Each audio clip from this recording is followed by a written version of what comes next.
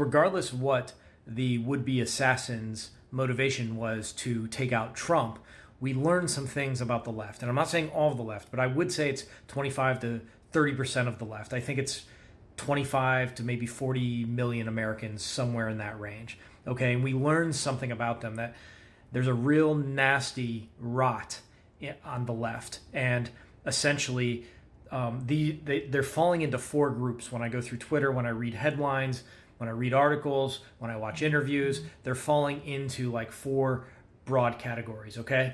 So when I look at the left, this is what I see. I see the TikTok response. The TikTok response essentially is, how did they miss? How did the shooter miss? You had one job to do. You see a lot of takes like this. And more than that, you see a lot of likes. Now, of course, not all of those likes are American, theoretically, but a lot of them are American likes. So you see part of the left going, how could he miss? Then you have the left-wing, right-wingers, if you will. It's like Bill Kristol. If you don't know who Bill Kristol is, he was a conservative for many years, and now he's just like, he's lost his mind with the anti-Trump stuff, like Trump derangement syndrome out the window. I understand not liking Trump or even being anti-Trump. I don't like Trump.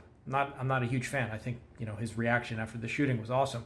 But I'm not a Trump fan. I never voted for him. I just don't have Trump derangement syndrome. I just judge him like I judge every politician. I think they're narcissistic and selfish and lying all the time. So it's just how I look at 99% of politicians.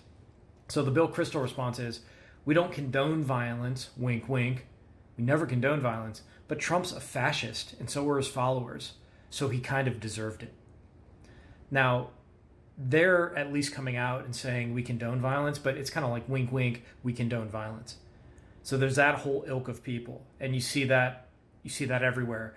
Well, political violence is always unnecessary, but it's Trump. So you're seeing a lot of that.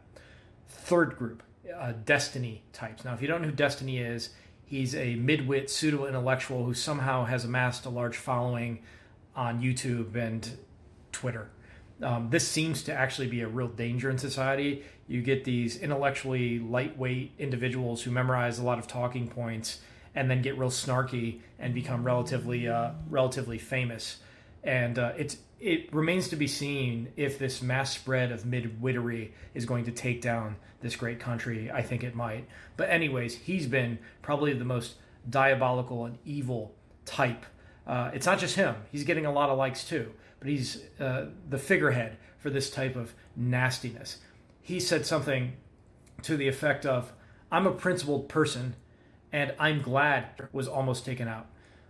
Let's call him Orange Guy from 1930s, because I'll have to cut out the H guy, because with the H guy, TikTok, they might ban this.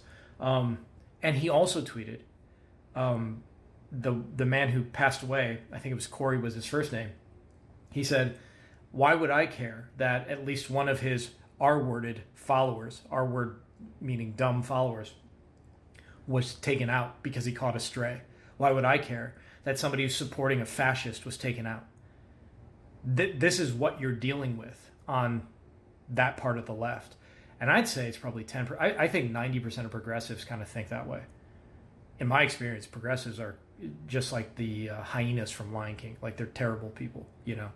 They're nasty. They laugh at evil. They laugh at pain of others. Right? They're demonic. That ilk. And you can imagine they're going to get Crooks's, if he turns out to be a left winger, they're going to get Crooks's face on T-shirts and wear it. He's going to be the new Che to them.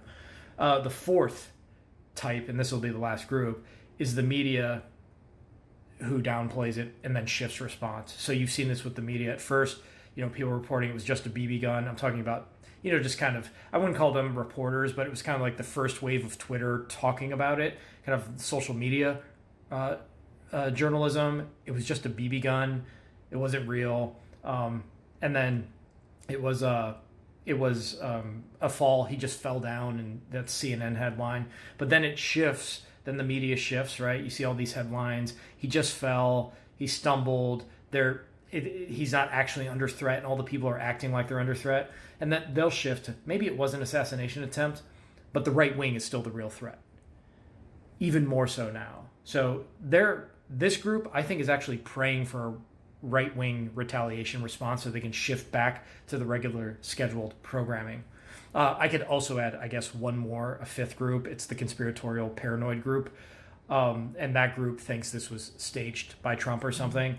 That sort of has died down since it first came about, but there are still people holding on to that. And now it's starting to also, the right wing is doing this as well. I could make another video of how the right's responding. I think by and large they've responded very well, but there are people who are, the cogs of paranoid conspiratorial ideation are turning in a certain section of the right. There's always a chance. We always have to investigate and make sure it wasn't some conspiracy.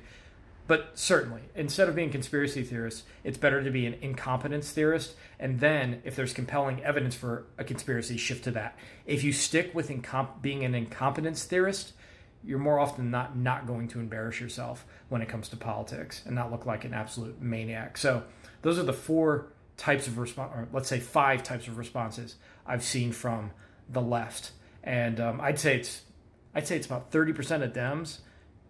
25, 30, 40 million Americans, like a pretty hefty percentage of Americans fall into one of these 5 groups. And scarily, I think maybe 5, 10 million fall into the destiny type responses, where I'm glad one of the fascist followers got shot. I'm glad that Trump was, I'm sad Trump wasn't taken out, but I'm glad somebody tried.